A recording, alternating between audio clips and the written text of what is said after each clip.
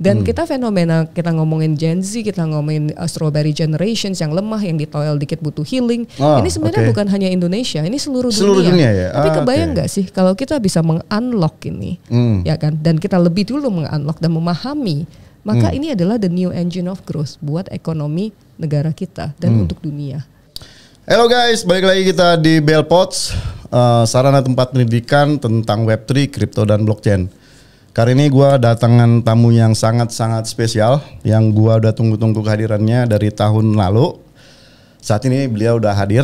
Inilah dia Bu Iren Umar.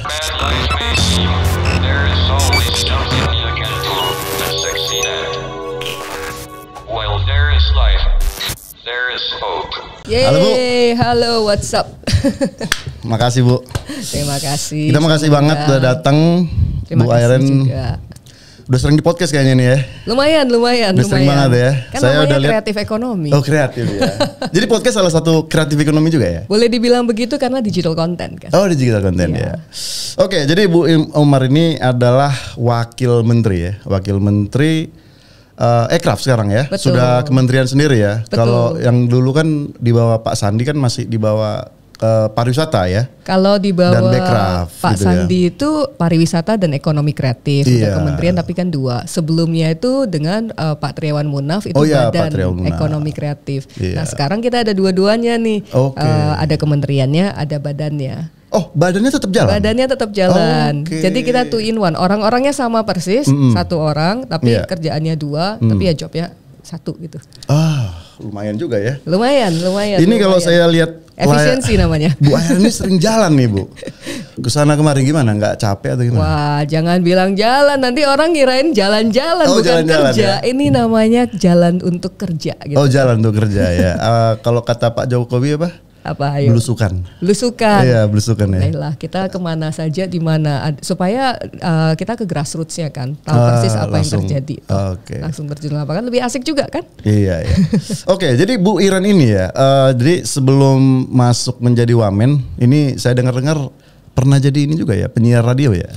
Pernah ya? Banget ya tersebarnya. Ini saya sangat terkejut juga ya, karena dari ini ya, dari Presiden University ya. Kalau Presiden University itu kuliahnya kalau siarannya itu di Kiss FM. Oh, Kiss FM, oke. Sebagai apa itu Bu? Penyiar waktu itu. Oh, gantian dong kita, gimana? Aduh, jangan begitu.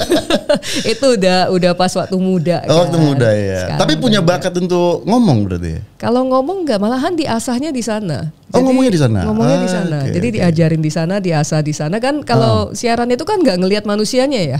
Ini podcast masih ada orang-orangnya banyak. Kalau di siaran radio mah nggak ada orangnya. Kita langsung ada alat-alat. Waktu itu masih kaset, masih CD. Masih zaman dulu ya. Betul, masih ada kaset, CD, ada MP3-nya juga. Terus SMS masuk, telepon kita ngangkat sendiri. Ya udah kayak octopus lah ya kemana-mana. Tapi lebih enak karena kan nggak tahu kalau kita ngomong itu sama jutaan orang di luar sana kan. Tapi kan sendiri. Jadi perlahan-perlahan itu terbentuk. Jadi latihannya di sana. Iya. Iren Sapphire namanya dulu ya. Iren Sapphire. Oh, Iren Sapphire ya. Oh iya. Jadi ya kayak gimana ya, kayak on fire gitu dah. Iya. Tapi saya lihat ini, saya baca biografi Bu lumayan panjang juga ya. Terakhir ada udah jadi tua gitu maksudnya. Ya maksudnya sejarah hidup panjang gitu. Ada jadi associate bank ya kan. Betul. Jadi sempat di Standard Chartered. Kemudian jadi venture capital. Terus co-founder beberapa ini ya kayak makanan itu Loka Padang. Betul. Iya. Terus ada yang One Indonesia juga. Betul. Gitu ya. Itu sosialnya. Lebih ke sosialnya. And udah ini hidup berwarna lah. Udah 20 negara dijalanin gitu ya. Hidup berwarna lah. Jadi boleh dibilang ya ngerasa bless ya. Bless ya. Jadi sangat amat diberkatin banget. Jadi ya apapun yang ada ya dijalanin aja. Termasuk tugas ini kan. And you know what Bu? Beda umur kita yang 1 tahun. Hah? Iya. Masa sih? Iya. Kok kelihatannya awet muda banget ya yang sana ya? Enggak dong. Ibu dong yang lebih muda. Oh ya? Iya. Jadi gitu. Kita beda 1 tahun. Saya masih di sini. Ibu dari sana nih. Kita kan di sana sini supaya kita bisa saling kolaborasi. Kalau di satu tempat doang kan jadinya bosen kan. Iya. Nah makanya hari ini kita kan datang bersama untuk kolaborasi, tau Mas? Siap Bu. Oke Bu Iren. Berarti kalau di Ekraf sendiri nih Bu. Ya. Waktu Pak Prabowo panggil nih, ya kan, Oktober ya, 2024 Oktober, ya. Betul. Terkejut nggak sih? Kaget lah, nggak ada angin, nggak ada hujan, tiba-tiba dipanggil. Iya ya. Kaget, cuman ya waktu itu ya cuman sempat merem doa bentar terus nanya ini yes or no kan. Disuruhnya yes ya udah jalan aja gitu loh. Kan ini kayak disuruh main di atas kan, jalannya dibukain, dibilang udah kamu kerjaannya di sini sekarang, oke baik. Ini 1 tahun yang lalu Bu. Tahun lebih tepatnya ya, ini saya ada counternya nih. Lebih tepatnya 267 hari yang lalu kita di counter terus ya? Di counter karena setiap hari itu sangat bermakna dan setiap hari itu sangat penting untuk ekonomi kreatif kalau buat saya. Oke, coba lihat itu Bu. Apa nih? Wah, 2025 ini di mana ini? Kita di KL. Oh my God. One of the crypto events kan, kalau nggak salah Malaysia Blockchain Week ya. Blockchain, yes. Ini minggu depan nih, Malaysia Blockchain Week. Aku kesana juga, kesana juga. Wow. 1 year, nggak kerasa. My God, udah lama banget ini. Di mana acaranya? Siapa ya waktu itu? Time flies very fast ya. Time flies. Jadi waktu itu terkejut juga, waduh, Bu Iren cepat banget nih karirnya gitu ya waktu itu ya. Ini sekarang saya lihat ekornya banyak banget ini Bu. Ada berapa nih? Ada 100 kali ya? Enggak lah, enggak. Kita jadi mah setiap cukup ibu jalan ekornya ada 100 gitu ya? Kagak, enggak. Soalnya kan ini teman-teman ada yang harus nge-record kan. Ini kan pertanggungjawaban ke publik gitu loh. Jadi tahu kita kemana aja. Bukan jalan-jalan untuk belanja, tapi jalan-jalan untuk support, untuk ngelihat, untuk meninjau, untuk belusukan kan. Langsung sana. Benar. Dan teman-teman ini semuanya luar biasa gitu loh. Ada yang di kamera, ya 2 yang di kamera. Kemudian kalau ini namanya Jelvi. Kalau Jelvi itu lebih ke asisten untuk make sure saya kerja sih. Ini pilihan PNS atau pilihan ibu nih? PNS dong. Kita semuanya PNS. Oh iya. Ya kan, 100% PNS semua.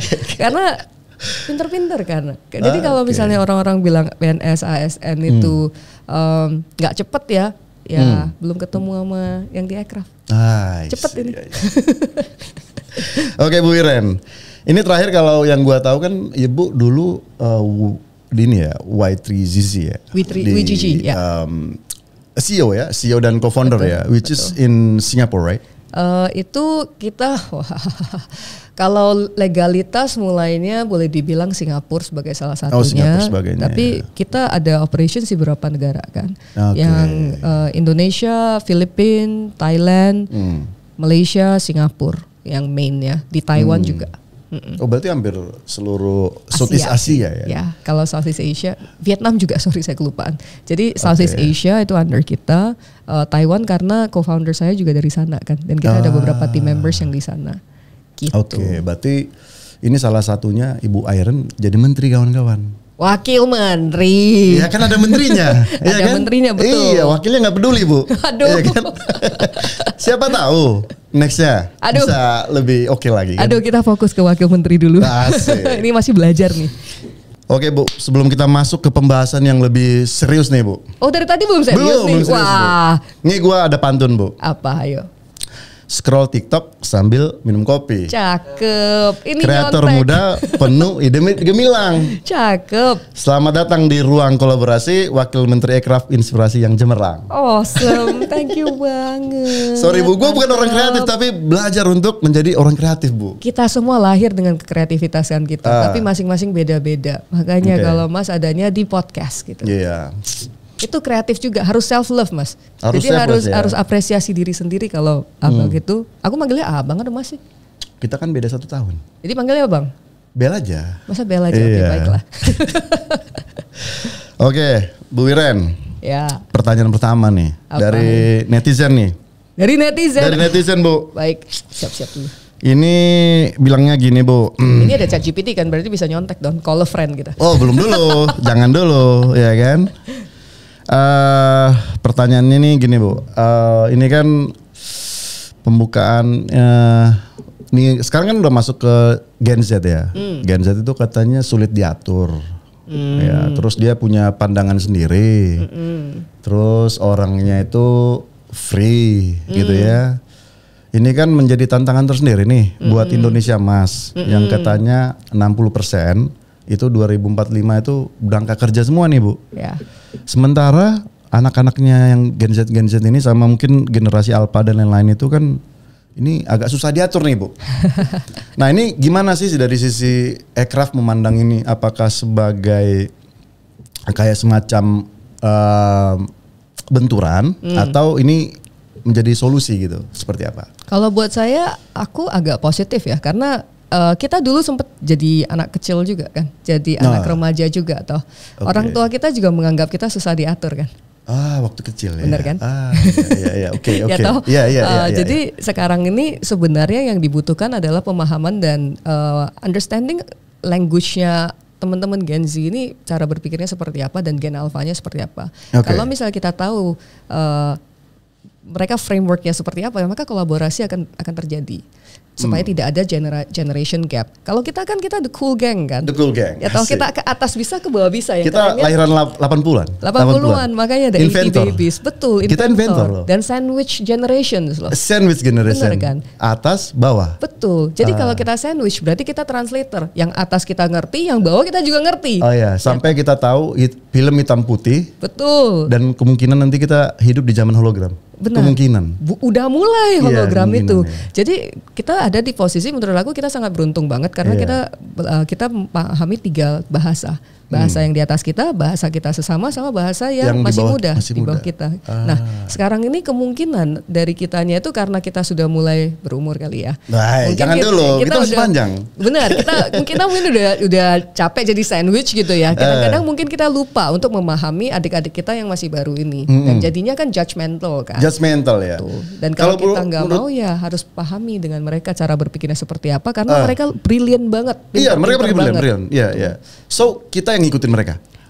Ini harus ada titik temu. Jadi buat mereka kita nggak mau tahu terus kolot dan kan. Terus buat kita mereka susah diatur. Sebenarnya kan ngapain diatur? Nggak perlu diatur gitu. Yang namanya kreatif itu adalah aturan dalam ketidakaturan kan. Keaturan dalam ketidakaturan. Betul. Jadi berarti yang tidak teratur yang diatur. Yang nggak teratur, diantara nggak teratur ini, mari kita lihat patternnya apa. Dari pattern itu muncullah sebuah art pieces, namanya abstrak kan. Abstrak. Kita kemana-mana jadinya. Tapi dari yang ketidakaturan ini sebenarnya kalau kita lihat pasti ada patternnya. Dan kalau kita memahami pattern tersebut, maka ini merupakan satu kekayaan dan satu engine baru. Dan kita fenomena, kita ngomongin Gen Z, kita ngomongin strawberry generations yang lemah, yang ditoel dikit butuh healing. Ini sebenarnya bukan hanya Indonesia, ini seluruh dunia ya? Tapi kebayang nggak sih kalau kita bisa meng-unlock ini, ya kan? Dan kita lebih dulu meng-unlock dan memahami, maka ini adalah the new engine of growth buat ekonomi negara kita dan untuk dunia. Dan buat saya potensi Indonesia itu besar sekali. Buktinya ya sekarang kita ngelihat langsung dah konkret ya kan. Kita aircraft ada yang namanya aircraft hunt. Aircraft hunt itu kayak treasure hunt untuk mencari bibit-bibitnya kita nih. Ada dimanapun juga kan. Nah beberapa salah satu subsektornya adalah yang berhubungan dengan intellectual property dalam bentuk yang seperti ini nih Mas. Ya toh kayak ini namanya Agus dari pete ijo kan. Terus kita juga kalau di luar ada Labubu, di sini kita juga sudah ada yang namanya Kong Andri. Kong Andri sudah bikin kayak model Labubu ya gitu lah ya. Lebih bagus malahan menurut aku ya. Tapi aku bias lah. Itu IP ya, IP. Nah, yang kayak gini ini banyak yang anak muda, banyak yang seumuran kita juga. Kita memberikan mereka platform atau tempat untuk berkarya dan untuk men-showcase produk-produknya mereka. Jalan nggak? Jalan banget. Dan mereka jauh lebih semangat dan mereka masih bisa nggak tidur seminggu kan. Oh iya, kita nggak bisa lagi. Bener. Kita begadang aja udah puyeng-puyeng Bu. Makanya mau tidur kan, kita perlu beauty sleep gitu toh namanya. Kalau mereka kan masih dalam fase berjuang. Nah kalau kita memberikan mereka wadah dan kebebasan dalam berkarya, justru karya-karya mereka luar biasa. Dan ini sudah kita buktikan di beberapa kali acara-acara aircraft yang minggu lalu terjadi di Post Blok yang di Pasar Baru dengan Soflo dan ilustrator-ilustrator lokal. Itu luar biasa banget. Menembus batas, jangankan cuma Gen Z, bahkan teman-teman yang ada kendala kayak ada Down syndrome, kemudian autistik, itu juga luar biasa banget hasil karyanya. Jadi di dalam mata ekonomi kreatif tidak ada batasan sama sekali. Bahwa orang yang mau berkreasi, mau berjuang, yang penting kita siapkan platformnya dan kita tidak boleh judgment, ini akan terbang. Oke Bu, kalau bicara tentang platform, ya kan, kalau dari pemerintah atau melalui aircraft sendiri udah ada platformnya seperti itu? Kita ada platform yang namanya han.aircraft.go.id. Jadi semua orang bisa masukin hasil karya mereka di sana, kita kurasi. Supaya kenapa? Ini cikal bakalnya kayak zaman dulu ada Yellow Pages kan, buku Yellow Pages, yes. Jadi kalau misalnya saya ketemu dengan Mas Bel atau ketemu dengan kementerian lain, saya nggak perlu bawa barang. Saya tinggal kasih lihat nih, ada kayak gini loh. Berarti kayak semacam portofolio ya? Betul. Dan portfolio satu Indonesia ada di dalam sana. Jadi ini sekarang banyak yang lagi mulai ngisi-ngisi, terus kita kurasiin yang bagus-bagus yang udah siap, kita taruh di sana. Dari sana juga kalau kita ada program apapun juga kita kontaknya ke mereka. Oke. Jadi program kita banyak, ada yang menyediakan tempat untuk mereka jualan, untuk mereka pameran. Ada juga pelatihan kayak contohnya ada emak-emak Matic, emak-emak melek teknologi. Oh ya, Matic saya pernah dengar tuh. Matic ya, melek teknologi. Kemudian juga ada program ASIK itu untuk yang teman-teman yang siap ekspor. Siap ekspor. Iya. Jadi banyak sih program-program yang under aircraft, tapi kita monitor. Jadi programnya bukan seremonial. Gitu Mas. Siap. Kita main ChatGPT nih. Kita akan ChatGPT nih ya. Ayo. Ini what makes ASEA for its creativity. Jadi kalau Thailand ini dia ada design, fashion gitu ya. Vietnam tech, indie creativity, Singapore innovation hub, kemudian Malaysia diversity identity, Philippines music design and global ready talent nih. Indonesia mana? Sabar, ya kan? So itu yang menjadi pertanyaan gue nih Bu. Ana. Kalau kita lihat Korea with the K-drama, K-pop, right? Japan mungkin ya origami, ya kan? Komik, anime, right?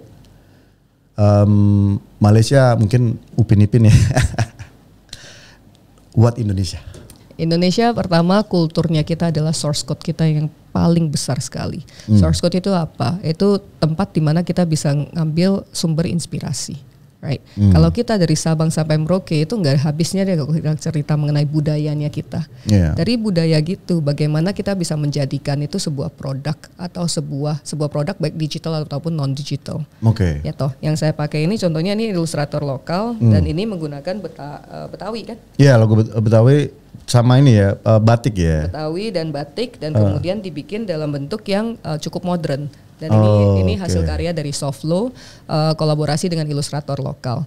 Nah, ini kan perpaduan budaya ya. Kalau kita nggak tahu budaya Betawi, kita nggak mungkin bisa menggambar ini. Itu ya. Nah, itu kan cuma satu kan. Kedua, karena tadi sebut Upin Ipin, saya harus menyebut Jumbo. Jumbo, yes, I know. Jumbo nomor 1 di Southeast Asia. Film terlaris ya. Film terlaris untuk animasi. Dengan lebih dari 10 juta penonton dan akan hadir di 30-an negara. Jadi hadir di ini nggak sih nanti Netflix atau something apps layer? Nanti dulu lah. Kita masih banyak masih panjang nih negara-negara ini yang harus masuk ke mereka punya bioskop. Jadi kayak di Malaysia itu udah masuk, di Singapura udah masuk, di negara-negara Rusia juga udah masuk. Jadi ini satu persatu kita buka kan. Bukan tapi kita, waktu itu mereka. Saya dengar aircraft kayak semacam mendorong banget itu ya. Aircraft mendorong karena produknya sudah ada, ya toh produknya sudah jadi. Ini hasil karya anak bangsa 400-an animator selama 4 tahunan. Ini hampir 5 tahun ya. Hampir 5 tahun sama Rian ya. Ini. Betul. Even Rian juga dulu terkenal banget. Saya suka banget sama dia waktu itu karena juara 1 Komika waktu itu. Oh gitu. Iya. Dia juara 1 loh Komika. Wow. Itu bagus banget dan cerdas banget. Abis itu saya nggak ngeliat lagi dia. Ternyata dia buat project Jumbo. Betul, dan kesabaran dan kegigihannya itu luar biasa banget. Jadi pas waktu pertama kali ketemu, aku yang langsung nanya, ini produk udah bagus, kamu udah ada banyak international distribution, homework sudah dilakukan semua, apa yang bisa negara bantu? Kan? Dia ada bilang ini mungkin bisa dibantu dari sini, ya wis kita go all out untuk nge-push, bantuin. Dan inilah kehadiran negara untuk para pejuang aircraft yang ada di Indonesia. Dan buat saya Jumbo adalah satu ya kebanggaan kita semua ya. Dan itu pemersatu karena kita mampu membuat film animasi ya. Kita pasti mampu. Dan lokal kreatornya 100% ya? 100% Indonesia. Ya. Dan Mas biar tahu aja ini selama 10-20 tahun yang lalu kan sering kita sering baca komik yang dari luar kan, komik Marvel kan. Oh ya Marvel, MCU right? Betul. Marvel Cinematic Universe. Benar. Itu yang gambar orang Indonesia Mas. I know. Yang jadi line grafisnya kemudian coloringnya itu orang Indonesia. Even jadi, buat animasinya itu ada menggunakan animator Indonesia juga. Betul. Yang di Singapura yang orang-orang Indonesia pergi untuk ngelihat light shows-nya. Itu yang bikin siapa? Ada segmen yang dari Indonesia. Museum Peranakan, batiknya yang ngerjain siapa? Indonesia. Oh iya, tapi kita kayak belum mampu ini loh Bu, kayak mendorong kayak Indonesia itu dikenal lama gitu loh. Kita kan banyak kan kalau misalkan dari makanan ya. Nasi goreng, rendang, ya kan? Orang luar pasti taunya itu aja gitu loh. Kemudian mengenai Indonesia apa? Oh batik, ya kan? Tenun. Ya tenun. Tapi nggak semua orang tahu tenun juga, batik lah mostly. Batik mostly. And gue mikir kenapa nggak ada teknologi yang mereka pikirin gitu loh, Bu? Why? Saya rasa nggak perlu semuanya menggunakan teknologi sih, tapi lebih ke ayo kita merapatkan barisan untuk mempromot ini.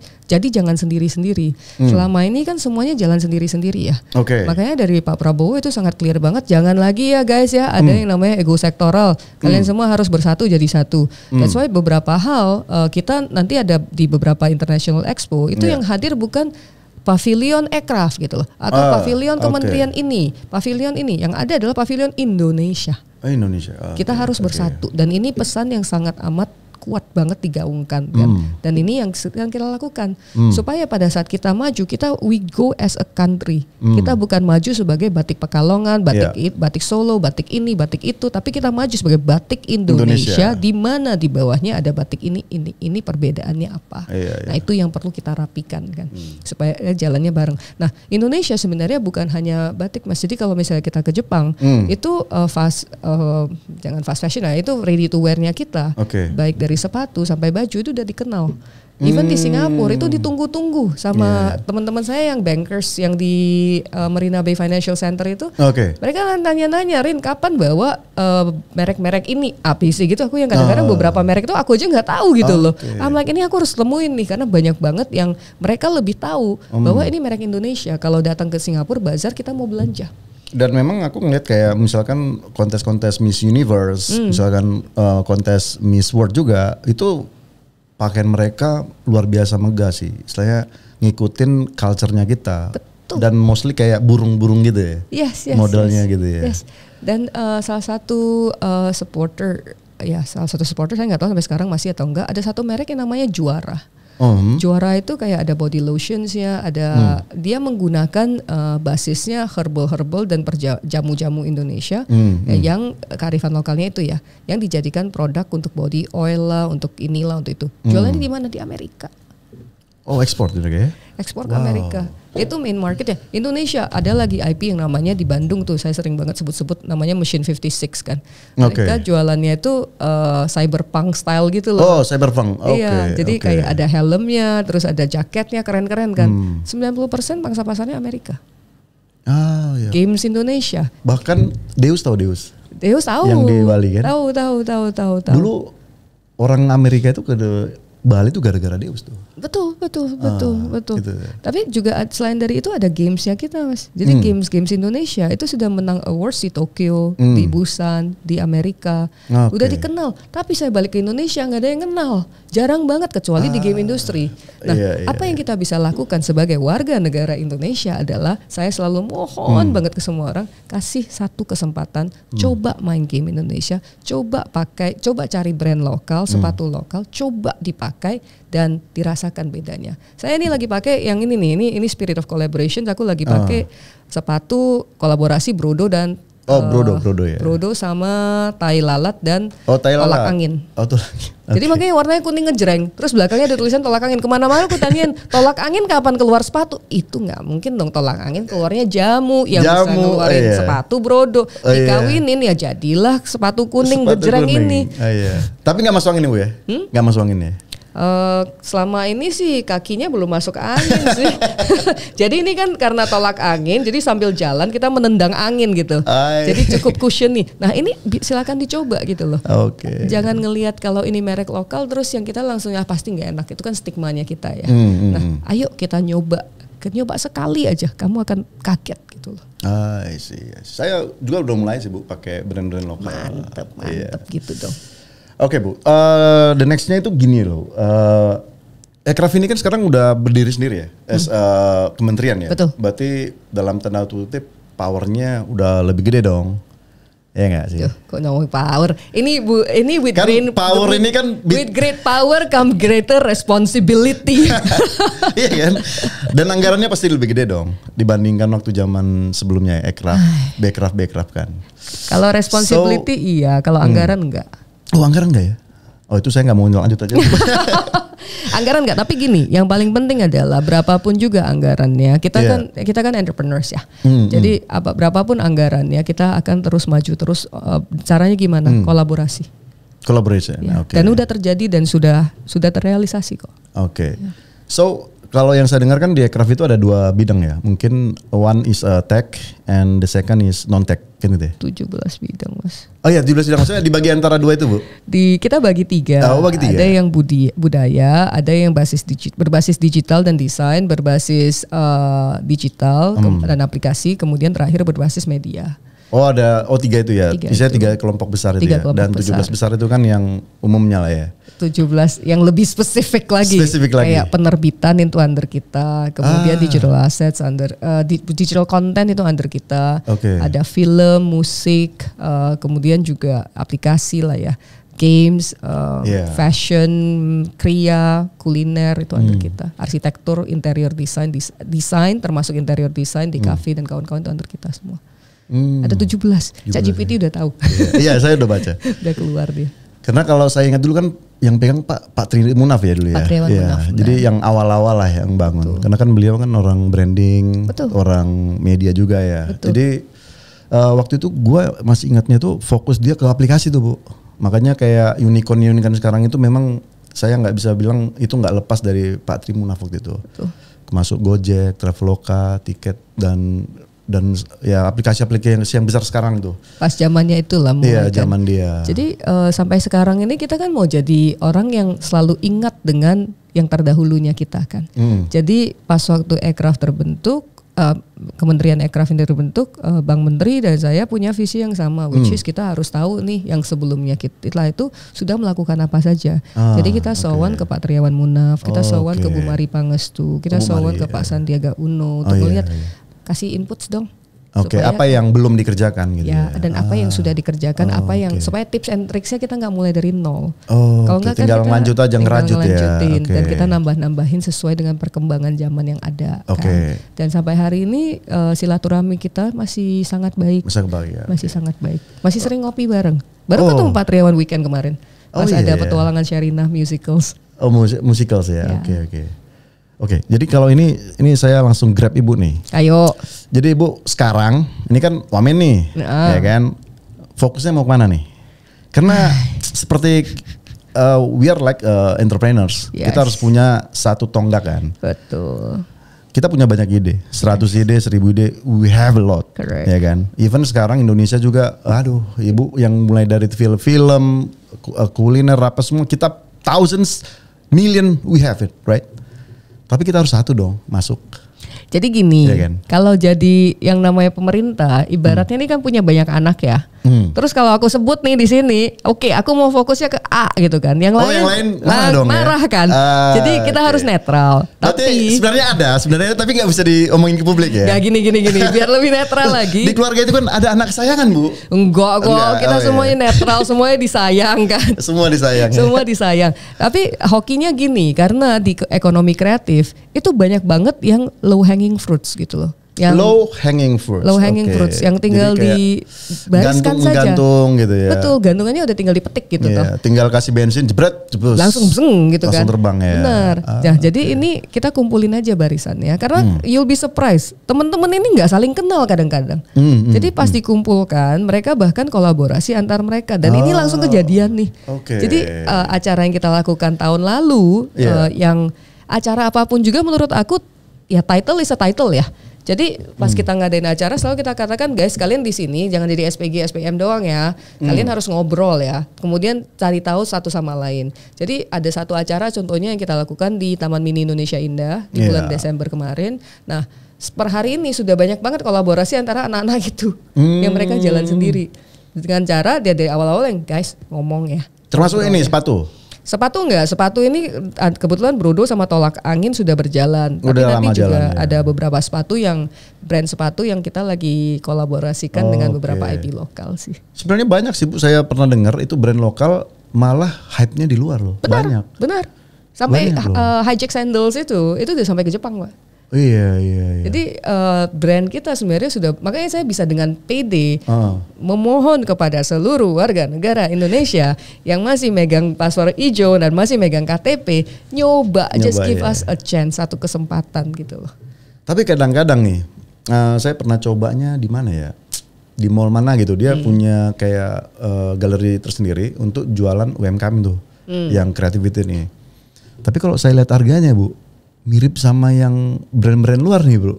Nah ini kira-kira gimana? Kadang-kadang ya kita lah ya selaku orang yang ya misalnya pengen barang gitu kan, loh harganya sama, kenapa gue nggak beli ini gitu loh. Nah ini balik lagi ke values kan, aku ngelirik kanan kiri, ada barang gue nggak di sini. Oke.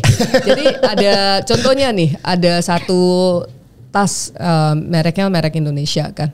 Tapi kalau dibandingkan dengan harganya, kalau kita mau membandingin, pasti kita bisa nyari pembandingnya yang lebih murah karena kita kan tukang nawar ya, nawar harga kan.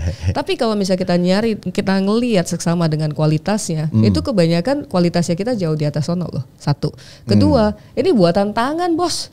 Handmade ya. Handmade banyak kan, dan bukan hanya handmade, ini juga banyak yang menggunakan mengempower, women empowerment. Dan jadi ada contoh ya dari satu brand yang namanya Long Story Short atau Dua Anyam juga kan. Mereka itu menggunakan pas mereka pemilihan yang namanya material, kemudian pemilihan siapa yang ngerjain, itu berdampak. Jadi pada saat kita membeli sesuatu, ini dampaknya panjang. Dan dampaknya itu diperhitungkan bukan yang namanya limbah. Tapi yang diperlihatkan adalah dengan kita membeli sesuatu ini kita memperkerjakan berapa wanita di sana. Kita membantu untuk pengelolaan sampah contohnya ya. Jadi brands Indonesia sangat conscious, sampai makanya orang luar itu sangat amat apresiatif dengan Indonesia karena kita bisa menggambarkan, guys, pada saat kamu membeli satu tas ini dampaknya ini ada berapa penenun. Banyak orang yang tanda kutip ikut menikmatin lah ya. Benar. Pendapatan itu ya. Benar. Dan sekarang ini ada sesuatu di dalam dunia fashion yang namanya fast fashion, Mas. Jadi fast fashion itu adalah barang-barang fashion yang diproduksi secara massal di pabrik-pabrik. Dan itu murahnya luar biasa. Namun dari segi kualitas ya it's not there kan. Dan ini nggak unik kan. Mas mau pakai barang yang seragaman dengan 1 juta orang atau pengen pakai seragam? The unique one lah, unik ya. Nah that's where the values come. Valuesnya ada di sana. Jadi barang-barang Indonesia kebanyakan yang sudah levelnya batik ya, contohnya batik tulis ya. Tanya aja sama pembatiknya itu, mereka butuh berapa lama untuk membatik? Itu ada yang butuh 15 bulan, 18 bulan. Tanya dengan yang pengrajin ulos deh. Itu berapa lama mereka bikinnya, yang di NTT berapa lama mereka bikinnya. Nah, yang teman-teman kita pelanggan yang di luar, mereka paham akan prosesnya, maka mereka berani bayar mahal. Berani bayar, iya benar. Iya. Jadi ini kan nggak bisa dibandingin sama yang dari mesin. Iya betul. Otentiknya hilang ya. Authenticity-nya hilang. Belum lagi dampak terhadap lingkungan hidup, Mas. Dan sekarang ini kalau kita ngelihat tenunnya Indonesia ya, yang Aircraft lagi dorong banget adalah pakai pewarna alami. Jadi tidak rumah kita bisa ya, aku yakin Mas pasti punya banyak rumah lah ya, tinggal beli toh kan. Tapi yang namanya bumi ini cuma ada satu nih ya kan. Ini rumah seluruh umat manusia, makanya sustainability itu sangat penting sekali. Karena ya lingkungan perlu dijaga ya. Betul. Dan that's why harga-harga Indonesia yang berhubungan dengan yang sustainable ini cukup tinggi. Tapi menurut Bu Iron sendiri, the hanging grab itu tadi lebih ke arah mana sih Bu? Apakah productions atau ke arah sales? Yang kita perlu fokuskan adalah di sales and distributions. Sales and distribution. Oke lah, distribution sekarang kalau menurut saya sih udah oke lah ya. Kita sekarang dulu kan pos ya, the only one nih kan. Kalau sekarang mungkin udah ada puluhan ya kan about the distribution. Ini masalah sales nih sekarang Bu. Enggak juga, distribusi juga bermasalah. Bermasalah ya? Bermasalah. Kalau yang barang-barang yang bisa dengan gampang dijual di e-commerce itu udah ada nih distribusinya kan. Tapi kalau barang itu agak susah ya? Kalau barang yang high valued itu gimana jual di Tokped kan beda. Jadi kita membantu untuk distribusinya bukan hanya national tapi juga di luar. Contoh ada banyak kan musisi-musisi kita kan nggak bisa dijual di Tokped tuh. Kenapa Bu? Kalau misalkan nih, ini Aircraft nih ya. tanda kutip punya badan usaha sendiri nih, contoh. Terus buat e-commerce gitu Bu, kenapa? Ya kita kan dari pemerintah nggak bisa. Nggak bisa. Kan badan usaha milik negara Bu. Kagak bisa kita itu kalau yang namanya kementerian itu kita policy setting. Kalau misalnya kita bikin badan usaha milik negara itu kan under BUMN, itu bukan under Ekraf. Maksudnya gitu. Kasih masukan, buat e-commerce dong khusus barang-barang ini nih gitu. Terus e-commerce yang lokal teriak dong ke kita kan. Kan udah pindah Bu ke TikTok. Harapannya aku adalah ayo Indonesia bikin gitu loh yang ada di Indonesia supaya ini nantinya jangan semuanya diambil oleh pemerintah karena kita ada 80 juta orang kan, dan di antara 280 juta itu saya yakin banyak entrepreneur yang bagus kayak Mas Bel ya kan, entrepreneur sejati gitu loh. Dan kenapa enggak membuat itu, right? Kenapa udah kita buat Bu, tapi mati Bu. Ini bukan mati, ini karena nggak tahan godaan. Nggak tahan godaan saya beli. Nah itu kalau bisa dibeli dengan uang ya itu pilihan sendiri ya. Tapi market kita besar sekali. Apakah kita cuma perlu 1, 2, 3, 4, 5 marketplace? Cuma satu tangan? Enggak kan? Kalau kita butuh satu sih. Kita bandingkan dengan China ya. Kalau kita bandingkan dengan China, sebelum kita melihat merek-merek yang gede-gede itu, ratusan ribu merek ada di sana. Kalau kita ngomongin market, kita ngomongin Google Play aja deh. Google kan nggak bisa masuk ke China ya. Yang bisa. Namanya platform distribusi aplikasi itu ratusan ribu Mas di awal-awal. Sebelum sekarang udah mengerucut. Sekarang mengerucut aja masih ada ratusan atau ribuan gitu loh. Kita di Indonesia, di China. Indonesia ada berapa? 2. Dan satu pun udah menggap-menggap ya? Enggak lah, ada 2, Apple Store sama Google Play kan. Itu luar semua. Yang lokal mana? Kan ada Samsung juga, ada Huawei. Tapi semuanya pasti pakai App Store kan. Yang dominan itu masih Google App mostly, Store. Ya. Betul. Jadi maunya dibuatin nih? Kenapa enggak? Itu challenge buat entrepreneur. Nah, soalnya di China itu banyak sekali. Even merek handphone sebelum yang kita ngelihat Huawei, Oppo yang sekarang kita sudah lihat. Pas waktu zamannya mereka lagi fokus di produksi HP itu ada ratusan ribu merek-merek lokal. Yang akhirnya berguguran di domestic market, barulah muncul yang bagus-bagus. Nah, itu ada apa istilahnya winners takes all ya, istilahnya gitu ya. Winner takes all, tapi kan marketnya gede banget, 1 miliar orang, kita 280 juta orang, Asia even kita ada 600 punya juta. segmentasi sendiri-sendiri ya. Benar. We have like 700 cultures. Betul, ya kan, segmentasi. Betul. Jadi kenapa enggak dibikin? Jadi saya mau challenge nih ke kalian semua. But the problem, the creativity of Indonesia ini ya, mandi lumpur, tari ala-ala, ya kan? Goyang-goyang. Enggak, itu aura, itu jelas dong. Itu jelas dong. Itu sebelum jadi aura farming itu dikatakan adalah ala-ala sampai diapresiasi oleh orang luar baru namanya aura farming. Nah, ini makanya step 1 itu kita harus bisa mengapresiasi diri kita sendiri dulu. Kulturnya kita apa? Jangan yang ini mah normal gitu kan. You know why? Because kita ini we have to love ourselves, right? We have to appreciate what we have. Jangan nunggu validasi dari orang lain dulu, baru kita yang ini aura farming. Tapi balik lagi kan Bu, ini yang saya dengar pemerintahnya yang menekan. Pemerintah menekan gimana? Ini kan grassroots ya, ini kan grassroots, bukan di atas nih, ya kan? Ya kan Gus bilang, Mas dimarahin Mas, Mas gak dibolehin, enggak kok. Makanya kan yang jadi terkenal kan orang luar yang lihat kan. Di awal kan ada foto kan. Kita kan grassroots kan. Dari baru dulu. Sampai sekarang juga masih kalau grassrootsnya makanya ditanya jalan nggak jalan. Karena kalau posisi wamen itu kan cuma title doang. Tapi yang kita pentingkan adalah dampak kan. Kalau kita jadi policy makers, kita cuma nyaman di atas ya. Itu kan ya kita, mohon maaf, saya nggak mau jadi orang yang sotoy gitu loh. Sok tahu untuk meng-create sesuatu policies tanpa mengetahui apa yang terjadi di lapangan. Jadi that's why kita kerja dekat banget dengan para pejuang ekraf untuk tahu kesulitanmu apa sih di lapangan, apa sih yang bisa kita lakukan. Dan aku nggak mau pakai kacamata kuda. Ini bukan urusan aku, ini urusan Kementerian Ono. Kagak, ini merah putih gitu toh. Merah putih. Ayo kita ngelihat masalah di mana, kita ngobrol ke wamen-wamen yang lain kan, kompak kita kan. Guys, yuk kita ngeliatin ini dong gimana cara beresinnya ya. Kita beresin bareng-bareng untuk merah putih. Indonesia Emas itu satu-satunya visi satu kabinet merah putih ini. 60% lah Bu bekerja. Tapi kita akan masuk ke sesi yang lebih dalam nih Bu. Ayo terjun. Tadi kan nyambung yang tadi kan. Kita 60% akan menjadi pekerja nih Bu. Indonesia Emas, oke? Working population. But the problem now, even saya sendiri Bu, saya udah memecatin berapa orang gara-gara AI. Oke. Right? Yep. Dan ini satu kejutan ini. buat ibu nih? Aku pakai sih ini.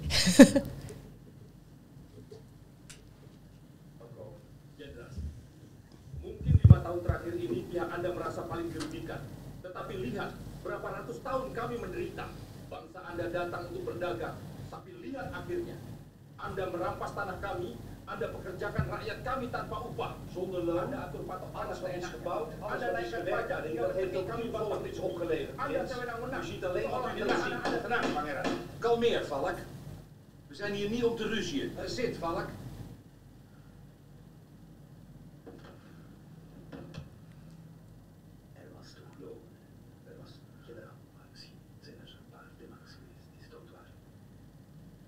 Oke, ini salah satu Indonesian creativity.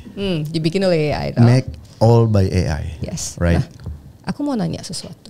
Sebelum bisa membuat ini, kita perlu menginput kan? Yes, input. Ya. Yeah. Input itu tergantung daripada clarity of mind-nya kita. Kalau kita itu kan garbage in, garbage out. Kita bertanya A, dia akan keluarnya adalah jawaban dari A. Kalau misalnya kita tidak bisa bertanya dengan baik dan tepat sasaran, tidak akan keluar yang seperti ini. Tidak akan keluar. Makanya ada satu job baru yang namanya prompt engineer. Prompt engineer. Betul kan? Prompt engineer itu sangat luar biasa banget karena orang-orang nggak perlu S1 engineer itu bisa langsung jadi jobnya prompt engineer. Yeah. Right? Jadi pada saat satu job mungkin hilang akan muncul, job akan muncul. Okay. Tergantung dari kekreativitasan kita sebagai manusia dan juga bagaimana kita mengadapt. Kedua adalah kalau saya mau men-challenge semuanya nih, 60% ini akan masuk ke, saya tidak akan mengkategorikan ini sebagai employees. Saya akan mengkategorikan ini sebagai productive populations. Productive population. Productive age. Kan. Okay. Nah, productive age ada dua pilihan, mau menjadi pekerja atau mau menjadi entrepreneur.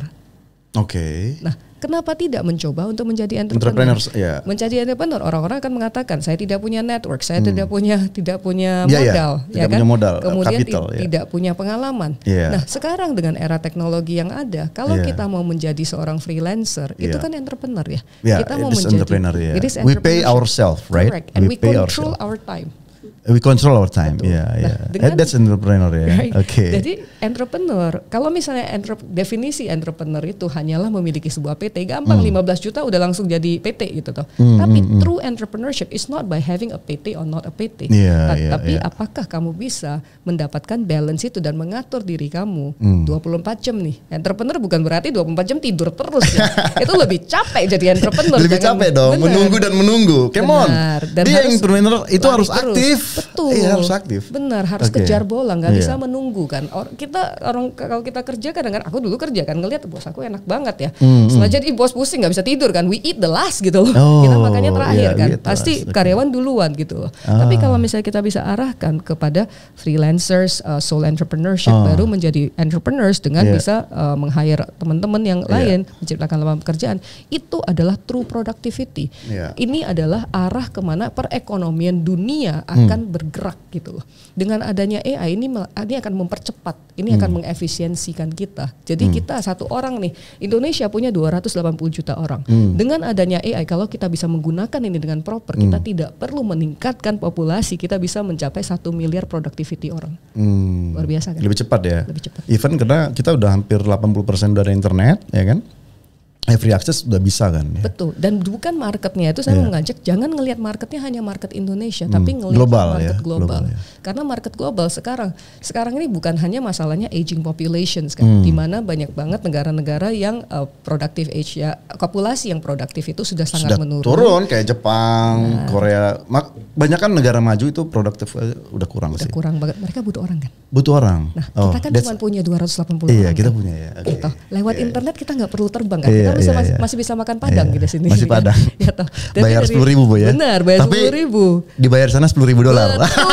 Betul. Itulah productivity. Inilah new engine of growth buat ekonomi Indonesia. Jadi jangan takut. Karena gini Bu, karena yang Ibu tadi lihat itu making a movie, right? Itu colossal movie made by AI. Kalau saya hitung-hitung Bu, costnya untuk buat film 30 menit ya, genre kolosal, Pangeran Penegoro plus ada views ya waktu itu, it's maybe like a 20 billion rupiah for the capital, ya kan? Tapi gini ya Mas ya, kalau kita buat dari AI, maybe like 200 juta gitu loh. Paham. Cuman kalau kita ngelihat dari, tapi balik lagi, ya, ada 100 orang ya, non job. ya. Ini kan danger. Segala sesuatu itu kita perlu ada jalan tengahnya kan. Contoh deh, sebelum tol itu kita dulu tol masih pakai duit. Sekarang udah pakai tol itu kan. Berapa banyak yang putus kerja ya. Benar, tapi kan banyak yang tersalurkan ke tempat lain. Contohnya konten kreator. Sekarang kita juga banyak konten kreatornya kita. Ya toh. Sekarang banyak yang lari ke podcast. Dunia perfilman sekarang lagi kesulitan mencari kru. Kru ya. Kru. Nah, kita perlu kru yang banyak ke sana contohnya kan. Tapi kalau udah AI, we don't need them. We still need crews dong. Yang ngangkat kamera siapa? Yang ngangkat kamera siapa? Dan sekarang ya beberapa hari yang lalu itu minggu lalu YouTube baru mengeluarkan bahwa apabila sebuah video dihasilkan oleh AI dia tidak akan membayar. Jadi itu YouTube. Jadi semua negara dan karena ini borderline dekat dengan IP kan, intellectual property yang harus kita hargai dari hasil karya seorang manusia, right?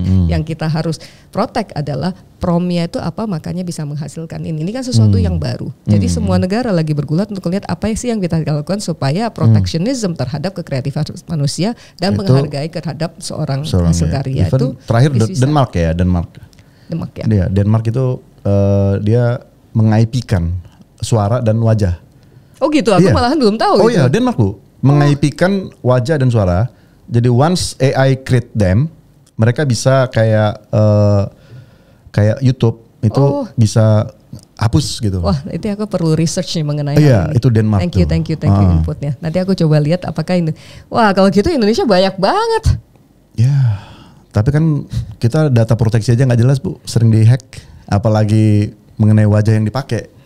Kita punya rules mengenai data protection. Nah sekarang kita juga perlu membantu bagaimana executionsnya terjadi. Tapi kalau misalnya kita ngomongin soal laws-nya itu ada, law-nya itu ada, regulasinya ada. Tapi dari segi execution juga kita perlu bantu lah ya, karena kan negara kita luas banget ya. Jadi makanya ini manifestasi di mana kita aircraft tidak hanya ya ngurusin kayak pakai kacamata gue nggak mau tahu yang sana sini. Pokoknya kalau misalnya ditanyain ya itu salah sono gitu kan. Kita nggak boleh nyalahin gitu. Kita harus bersatu kan. Jadi ada isu apapun juga data protection itu salah satu yang kita liatin juga kan, untuk ngelihat bagaimana sih kita memprotek, bagaimana kita bisa memprotek AI supaya ada jalan tengahnya lah yang win-win buat untuk semua. Tapi kalau kita say no kepada satu teknologi baru, wah ini kita kalah duluan nih. Oke Bu. Saya ada satu video lagi nih Bu. Jadi tunggu ya Bu ya. No, contoh ya, ini kan ChatGPT. ChatGPT belum tahu nih kalau kita aircraft masih Kemenparekraf. Oh iya, tapi tadi ada ini di update. Nah ini salah satu yang endorse kita sih Bu, Yuskai namanya ya. Nah jadi itu bajunya. Iya ini. Materialnya bagus tuh. Nah jadi katanya ini the first one in the world katanya. Jadi kayak platform untuk AI gitu. Nah jadi salah satunya itu memang mereka lagi ngerjain proyek film The Penegor Hero nih di 200 tahun nih. Ini kira-kira aircraft bisa support nggak Bu? Ini the first one loh Bro in the world making a colossal movie from AI. Perlu supportnya apa nih? Nggak tahu. Lah, kalau nggak, nah ini dia. Nah ini I want to say ya, ini bukan hanya yang sini saja, tapi juga banyak nih bukan hanya sebagai wamen, tapi sebagai investor juga ya. Kalau saya nanya nih, kan semuanya perlu support nih, perlu dukungan, kalau investor semuanya perlu investasi. Terus aku nanya nih, kalau sebagai investor aku nanya, butuh investmentnya berapa? Terus terus keluarlah angka yang fantastis banget. Kan? Fantastis banget. Aku nanya dong, basisnya apa? Ya, oke fine. Terus mau dipakai buat apa? Ada lo yang jawab, saya mau pakai untuk beli kantor. Waduh, oke. Kebayang nggak sebagai investor aku langsung, nah, kenapa nggak beli rumah sekalian ya? Pakai duit sendiri ya, ngapain cari investasi ya? Terus kalau misalnya sebagai wamen nih, ada nih yang nanya kan butuh support. Nah supportnya apa nih? Belum tahu nih, coba dipikir. Guys, kita ada banyak banget loh industri-industri yang butuh support kan. Bisa nggak pas ke kita itu langsung tahu, oh ya kita perlu supportnya. Atau misalnya sharing curhatnya, kita kekurangannya ini. Kira-kira aircraft bisa gak support ya? Kalau aircraft gak bisa support, bisa gak yang lain ya? Dari government apa sih yang bisa dilakukan bersama? Tapi kita perlu kita mentok nih, butuh bantuan nih. Ayo kita duduk bareng discuss. Tapi jangan langsung memvonis, government nggak support karena yang mau disupport juga nggak tahu apa yang mau disupport. Tahu dong Bu. Apa ayo? Connection. Karena gini, karena kita merasa bahwa apa yang dibangun ini dari Indonesia sendiri, ide Indonesia sendiri dan ini the future sih. Karena kalau kita ngelihat banyak orang sekarang kan udah layoff gitu ya. Kemudian as content creator itu mungkin udah jutaan, ya kan? Dan ya balik lagi top one kan udah tau lah siapa gitu ya. So ini ya salah satunya nih. Enggak juga. Jadi yang di grassroots ini yang baru mulai ini, gimana mereka cari makan nih gitu. Betul. Nah jadi memang waktu bilang YouSky, itu tempat orang buat movie untuk para kreator. Karena itu tadi, karena beberapa platform kayak Instagram, YouTube dan lain-lain itu memang kalau buat AI nggak dapat monetizing gitu loh. Pak, aku kasih contoh ya Pak ya. Ini jangan hanya, makanya saya selalu bilang jangan hanya ngelihat ke Indonesia kan. Oke.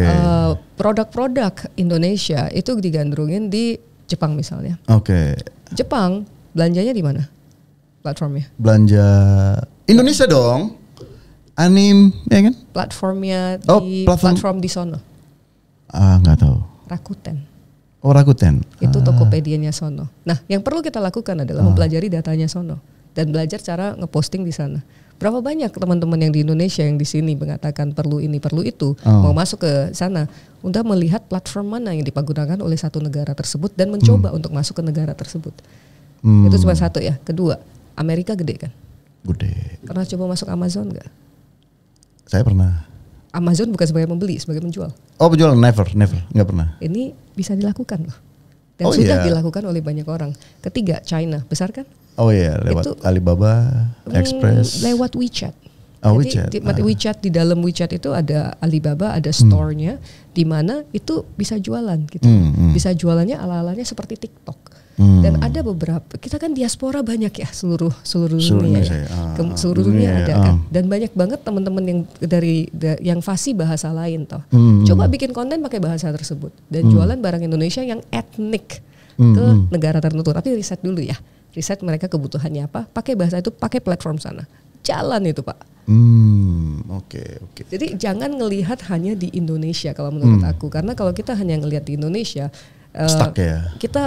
Indonesia itu besar banget marketnya, tapi bermimpilah lebih tinggi. Kan bermimpi itu murah, gratis mudah ya, malahan. tapi harus tidur loh. Ya tidur kan memang perlu tidur Mas. Harus tidur loh, ya kan. Kita tidur, kita mimpilah setinggi langit, kemudian langkah kaki kita mengikuti. Iya. Jadi menurut aku itu yang kita sebagai orang kreatif ya, segala masalah itu pasti ada solusinya kan. Ya kalau dan jangan ke government datang dengan proposal, saya butuh pendanaan ini, saya akan nanya, oke, pendanaan ini akan ada perputaran ekonomi berapa? Saya investor kan backgroundnya, dan saya bertanggung jawab atas pajak-pajak yang Bapak Ibu berikan kepada negara, setiap sennya itu gitu ya? Harus saya pertanggungjawabkan untuk supaya perputaran roda ekonominya berjalan. Jadi misalnya nih minta Rp1.000 dari negara Indonesia ya untuk event ini, saya akan nanya dari event ini bakal ada perputaran ekonomi perputarannya berapa?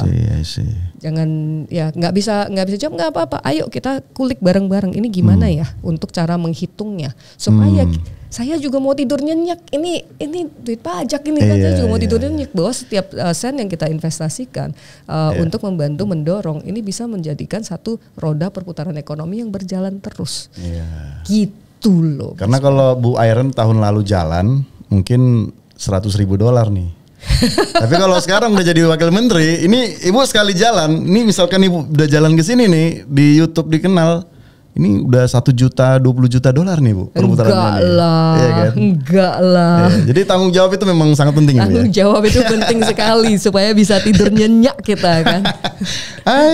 Karena ini kan kita ngelihat kalau dulu di WGG itu kan kita mempertanggungjawabkan pertama adalah karyawan kan, timnya kita. Kedua adalah komunitas. Di Web3 kita tahu lah komunitas yang paling penting kan. Komunitas Web3 paling berapa sih? Kalau Indonesia 16 juta. Yang aktif paling 20% lah. Betul. Dan kalau di WGG komunitasnya kita yang WGG-nya sendiri kira-kira 3 jutaan kan di Southeast Asia. 3 juta Southeast Asia ya. Jadi yang kita mikirin kan 3 juta itu aja udah berat kan pusingnya kan. Terus sekarang tiba-tiba 250 juta. Tambah lagi nanti 300 juta, Bu. Aduh. Semoga nambah 5 tahun ya, Bu ya. Aduh, ini baru 260 hari kan. Kita fokus dulu apa yang ada di depan kita. Iya kan. Kita fokus dulu coba. Dampak itu yang paling penting sih. Karena kita Indonesia harus bersatu. Kita harus bersatu. And the last, Bro, yang terakhir kan kita udah dengar ya dari Pak Prabowo. Because kalau Belpots itu kan memang lebih khusus ke Web3 blockchain ya. Jadi kita mungkin lebih ke arah situ dulu. Terakhir nih, Bu ya. Boleh, siap. Cempreng. Keluar PP baru nih, Bu. PP 28 katanya ya. Apa tuh? Dari perubahan PP 5 sekarang PP 28 katanya blockchain itu udah aman, Bu. Jadi yang bicara tentang NFT, smart contract, crypto. Bagi pelaku usaha ya, ini katanya udah diatur sih gitu. Kalau yang sebelumnya kan masih pedagang aset ya. Kalau sekarang udah lebih ke arah developernya nih, Bu, sekarang. Benar. Ini ada ini nggak sih dari Aircraft ada kayak semacam dorongan nggak sih? Atau muncul begitu aja gitu? Itu ada muncul begitu saja, ada Aircraftnya juga lah ya. Tapi dari kita semuanya itu kan kita bersatu ya under Kabinet Merah Putih kan.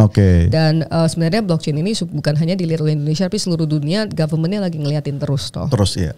Kalau dan kita itu bukan hanya Kementerian Aircraft yang maju itu pentolannya udah pasti Kementerian Keuangan. Karena OJK ya. Karena ini yang penting kan. Tapi kan OJK dari sisi tradingnya mungkin, Bu. Dari segi tapi dari sisi developernya nih, Bu, kreativitas kan ini belum nih. Benar. Jadi tapi kan dari kreativitas itu perlu ada stable coins, perlu ada ini, perlu ada itu, infrastrukturnya harus ada. Jadi itu kan pasti ada dari Kementerian Keuangan, to a certain extent dengan Komdigi juga kan. Kalau dari kita fokusnya adalah di developer. Makanya kemarin pas waktu ke Hong Kong kan kita ketemu Vitalik juga kan. Vitalik. Dan kemudian beberapa founders lah. Nah, aku dan setiap kali podcast atau ada ketemuan dengan teman-teman Web3, saya selalu mengingatkan, guys, builders itu yang sekarang lagi, terutama yang real builders, yang programmers, yang super technical, yang sekarang lagi di Discord itu keluar dong semuanya, yuk kita berkumpul gitu loh. Karena kita perlu menjadikan satu powerhouse bahwa Indonesia itu punya loh programmers builders ini. Karena yang muncul adalah Indonesia adalah apa? Meme coins. Meme coins. Ya kan? NFTs juga, art taruh di NFTs, that's it gitu loh. Utilitiesnya apa? IEO gitu kan. Tapi Indonesia itu, I know you guys are all there, di mana yang idealis sejati itu ada gitu loh. Dan semuanya ya ada perkumpulannya lah ya di dalam Discords lah ya. Dan ini we need to show our tribes that Indonesia have really good legit builders yang solve real world problems. We need leader, Bu. Like a Vitalik, right? Ya, betul. Like Elon Musk, we need leader. Iron dong. Gimana nih? Semoga ya. Ini mandatnya tambah terus ya. We need leader, right? But kita butuh leader dong. We are going to that directions, dan Discord aku juga teman-teman udah tahu lah ya Discordnya apa. Please add me, and I'm quite active in Discord as well kan. Jadi ya let's talk, let's chat. Dan dengan beberapa kita udah mulai ngobrol kok. Karena kita mau bangun builders community yang proper. A real good builders community yang bukan hanya pas di pitch deck ya naruhnya itu NFT karena NFT lagi hype dan gampang nyari duitnya, ya toh. Naruh AI kenapa? Karena ya lagi gampang. Kemudian taruh di pin kenapa? Karena lagi hype, semua orang lagi nyari. RWA, tapi kalau ditanyain ini RWA apa? AIEO, cannot gitu kan. Tapi yang nggak bisa dipungkiri yang beneran builders itu kebanyakan itu introvert kan. Iya. Dan even yang pernah saya tahu developer blockchain itu sembunyi, Bu. Benar, emang makanya aku bilang sembunyi di Discord semua. Bu. Mereka nggak mau muncul. Betul, makanya nama aslinya nggak ada. Ini nggak ada. Anonymous semua. I know, I used to live in Discord. I used to be an anon also kan. Jadi harapan aku sih give us a chance lah itu. Gak apa-apa lah, bukan merangkap Wamen jadi crypto leader. Namanya merangkap bisa lah. Kalau untuk merah putih siap gitu loh. Kalau yang untuk underground ini mau tetap anon, monggo. If you trust me, yuk kita ngerjain bareng-bareng sesuatu. Karena technical skills I'm not that good.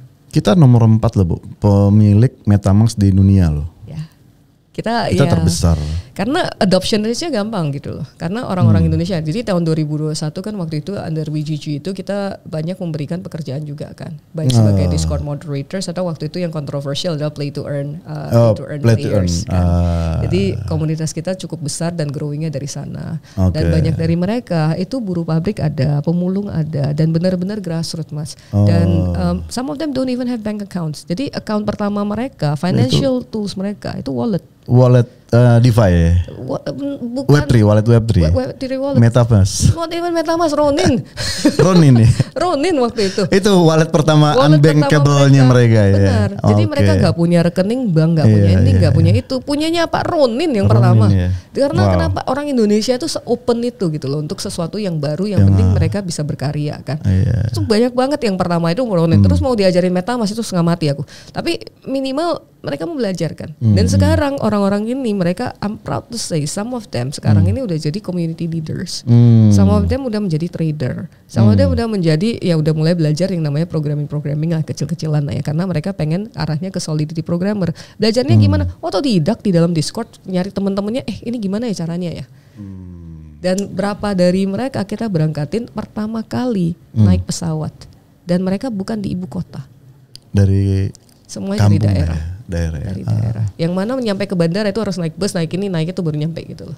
Yang penting nyampe internet dong misalnya ya. Nyampe internet. Yang penting internet nyampe. Makanya saya ngerasain persis bagaimana itu Indonesia berubah gitu loh. Indonesia teman-teman itu hidupnya berubah karena ini. Tapi yang harus kita kawal adalah karena kalau misalnya ada duit kan langsung belanjain satu kampung kan. Jadi sebelum play to earn itu sebelum mereka gajian aku udah ngomel tuh di Discord kan guys. Ini duitnya turun, ini duit gede. I know some of you might not have even seen this money gitu kan. Jadi enggak gede sih. Waktu itu 4 sampai 8 juta tapi kan lumayan ya. Untuk lumayan kerja dong, 8 juta dolar ya. Rupiah lah untuk kerja 2 minggu sampai 1 bulan waktu itu kan. Waktu itu kripto lagi hype-nya. Nah ini kebayangkan buruh pabrik kan mungkin nggak pernah ngelihat angka segitu mungkin 3 kan. juta 4 juta ya. Di kampung pula kan. Di kampung. Jadi sebelum itu aku udah bawel, aku bilang guys ini kalau misalnya kalian sudah gajian ingat ya kripto itu nggak di atas terus. Ingat budaya nabung. Dan itu aku bentukin kelompok-kelompoknya. Jadi setiap satu kampung itu ada leadernya. Leadernya itu harus jagain anak-anaknya. Dan harus ngelatih anak-anaknya kan. Jadi mandat aku waktu itu cuma satu. Aku bilang kalau misalnya ada bencana alam di kampung kamu, aku mau jadi yang pertama tahu dan pertama yang menurunkan bantuan. Jadi kamu harus rangkul teman-teman kamu di sana. Ya udah mereka ngerangkul jadi kompak gitu loh. Itulah kekuatan. Jawa Tengah ada, Jawa Timur ada. Nggak nyampe ke ini kayak Maluku, Papua gitu. Papua ada tapi kecil waktu itu. Kalimantan juga ada beberapa sih, tapi nggak segede di Jawa. Jawa itu cepat banget soalnya. Cepat lah ya. Jawa sama Sumatera ya, dua ini cepat. Jawa Sumatera ya. Itu cepat perkembangannya. Karena kan dari sisi logistik, dari sisi komunikasi juga udah hampir ya 95% lah. Connected lah. Connected ya.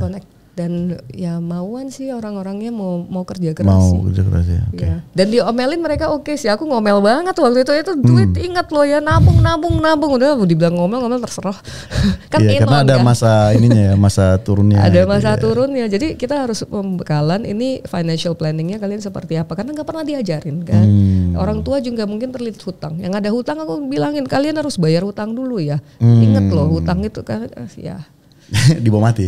Iya sebisa mungkin bayar dulu lah, lunasin utang terus ingat nabung, ingat beli yang sesuatu yang proper. Jangan kamu jadi sok kaya gitu, OKB gitu kan, ngebelanjain satu kampung belum waktunya ntar gitu. Nah jadi ini yang beberapa hal yang mungkin kita nggak mikirin, kita selalu ngelihat bahwa ini pengangguran banyak, tadi kerjaan, naikin income ya. Tapi yang harus kita kasih pendampingan juga, kalau income-nya naik jangan sampai nggak termaintain gitu. Nggak termaintain ya.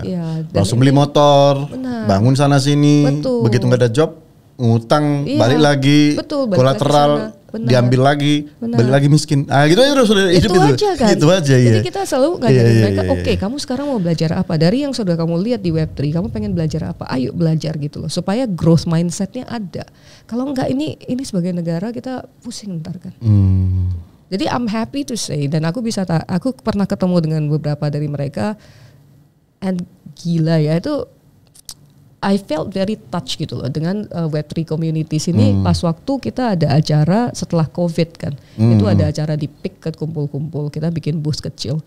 Komunitasnya kita itu ada yang naik truk pisang. Oh, truk pisang ya? Numpang nggak tahu dari kota mana gitu untuk nyampe ke Jakarta.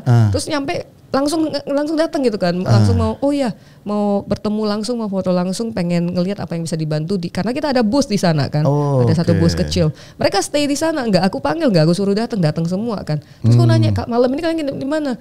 Itu gampang lah, nanti kita nanya aja di Discord sama anak-anak komunitas, numpang kita ngumpul mereka malam gitu itu. Ya. Jadi kekentalannya itu luar biasa. Sekuat itu ya komunitasnya. Dan itu bisa dibawa nggak Bu kayak ke yang non Web3 gitu, yang Ibu rasakan sampai sekarang? Misalkan dari sisi digital arts atau tenun, whatever lah. Tenun saya belum lihat ya, tapi kalau dari games anak-anak kan lamanya di games ya. Anak-anak games itu cukup erat sih. Kayak contohnya setiap tahun itu bulan Januari kan ada namanya game jam.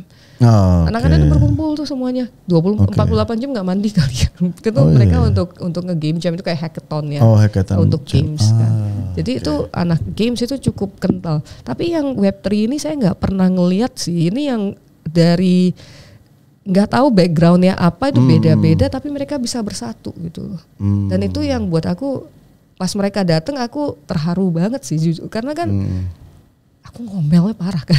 Di Discord ngomelnya parah toh. Terus ya kan nggak pernah ketemu, aku nggak kepikiran bakal ketemu, pas ketemu itu aduh maaf ya ngomel terus ya, cuman ya mereka jadi gitu kan. Dan itu yang buat aku. Kalau di Discord marah-marah, kalau ketemu senyum-senyum terus nih ternyata ibunya gitu ya. Senyum kok, marah itu kan cuman supaya ke arah yang proper dan semoga membantu. Itu Web3 community Indonesia itu strong banget. Ada yang negatif, ada gak ada. Yang negatif aku pernah kok nge-cut ya. Jadi ada yang curang gitu loh. Misalnya ambil satu akun kan. Terus dia minjemin KTP semua orang. Karena saya ngelakuin KYC check. Sebelum ada orang-orang ngelakuin KYC check, aku pertama tuh. KYC check, mereka minjemin tuh KTP semua orang. Tapi satu orang itu yang main. Terus dia ngambil duitnya semua. Yang lain kan kebagian kan. Atau kalau enggak, dia tuh kayak ada tuh yang, oh ya saya kenalin ini. Terus dipalakin orang ini. Kamu pendapatannya berapa, saya mau ngambil setengahnya ya. Gitu. Itu kan ada beberapa kita ketahuan. Pas saya ketahuan itu tak keluarin. Itu kita sangat strict di sana dan aku minta komunitas untuk menjaga itu karena kita harus saling membantu, bukan saling menjatuhkan seperti itu. Nah dari sana itu kan ada efek jerahnya ya. Kalau udah jerah mereka biasanya balik ya. Aku bilang beneran jerah ya, ini last warning ya. Ada beberapa kalau yang nggak parah ya kita ambil balik gitu loh. Gitu sih. Jadi makanya kalau sama grassroots itu kita di WGG itu motonya kita adalah doesn't matter bull or bear, we keep building. Doesn't matter bull or bear, we keep building. Ya. Dan visionnya kita sama, itu satu adalah decentralized organizations kan, supaya komunitasnya prosper dan siapapun juga mereka dari all walks of life, dari pegang paspor apapun juga karena metaverse kan. Itu ya kalau mau kerja bareng, ayo kerja bareng di dalam komunitas tersebut. Kita buka opportunity waktu itu kan. Nah sekarang di Aircraft saya fokusnya adalah mau ada budget nggak ada budget buat untuk merah putih kita maju terus. Lewat kolaborasi kita harus bersatu. Gitu Mas. Siap. Tapi siap ya Bu ya dengan beberapa gebrakan ini Bu ya. Ayo. Kalau mau ayo kita bareng gitu. Kalau saya nggak bisa sendiri Mas. Bareng. Maksudnya kolaborasi. Betul. Pasti kolaborasi. Kalau kolaborasi yang datang ke kantor semuanya tuh kalau siap untuk kolaborasi, siap untuk kerja keras, ayo. Gitu loh. Karena saya beberapa teman tuh udah banyak ya sekarang udah menggunakan AI semua gitu ya. Bahkan kayak media sekarang udah pakai AI. Betul. Ya kan buat medianya pakai AI, buat picture-nya pakai AI, mendistribusikan pakai AI gitu ya. Betul. Jadi kita butuh mungkin satu event yang besar nih Bu. Banyak gimana kan memanfaatkan AI, khusus AI, bagaimana memanfaatkan AI untuk ekonomi kreatif. Kayaknya lagi digodok sih. Digodok ya. Ya karena makanya itu membantu ya, kayak misalkan bagian tenun membuat model. Ya kan? Nah, kenapa nggak pakai AI how to make the model? Itu kita harus tahu inputnya dulu. Buat musik ya kan, how to make. Harus tahu inputnya dulu Mas. Jadi kalau ada beberapa hal yang sebelum diajak terbang kita ngajak ngerangkak dulu. Ada beberapa hal yang fundamental banget yang bisa dilakukan oleh AIS dulu kan. Jangan sampai budayanya kita itu pudar hanya untuk komersialisasi. Karena aset terbesar Indonesia adalah budayanya kita. Dan budayanya itu kalau kita masukin semuanya, kalau kita hanya berdasarkan AI ini aja ada yang banyak yang salah-salah kan. Iyalah, dia kan kerja berdasarkan input kan. Betul. Garbage in, garbage out. Kita masukin data salah ya keluarnya salah juga. Jadi ya kita harus balancing lah. Jadi tetap ada, buat saya ini adalah teknologi baru. Ini sama ketakutan kita semua adalah manusiawi, normal. Jadi saya tidak katakan jangan takut gitu loh. Tapi dengan memahami makanya kita tidak akan takut. Ya toh. Jadi AI itu coba dipakai dan coba dikenalin dulu. Tak kenal maka tak sayang. Kalau sudah dikenalin, wah superpower itu luar biasa. Luar biasa ya. Tapi jangan di-abuse ya. Life must go on. Life must go on. Tapi tetap ya adaptasi. Because yang Ibu bilang tadi, sesuatu yang hilang pasti ada yang baru. Mati satu, tumbuh 1000. Hukum kekekalan energi, Bu. Betul sekali. Energi tidak dapat dimusnahkan, tapi bisa berubah. Betul. Oke, 1 jam bersama Ibu udah Airen 1 jam Umar. Ya? Wah. Thank you semuanya. Terima kasih.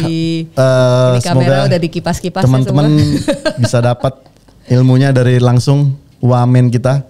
The best of leader Web3. Semoga tahun ini bisa diangkat Bu ya. Amin. Become a leader of the Web3 Indonesia. Kita butuh yang namanya mercusuar. Seorang leader.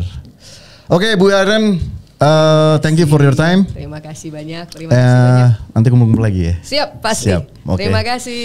Siap.